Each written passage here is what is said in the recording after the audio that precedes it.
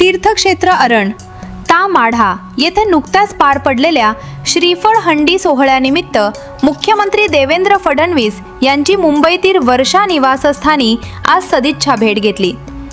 यावेळी श्रीफळ हंडी उत्सवातील पवित्र श्रीफळाचा प्रसाद मुख्यमंत्र्यांना देण्यात आला।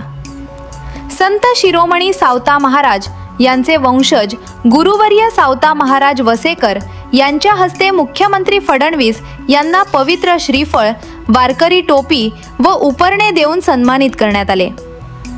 यावेळी अरण तीर्थक्षेत्राच्या विकास कामांबाबत सविस्तर चर्चा करण्यात आली। लवकरच भूमिपूजन समारंभासाठी मी स्वतः अरण येथे येतो।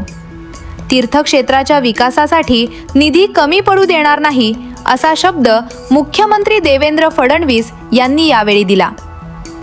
यावर्षी अरण येथे आयोजित श्रीफळ तोरण सोहळ्यासाठी मानाचे श्रीफळ मुख्यमंत्री देवेंद्र फडणवीस यांनी अर्पण केले होते।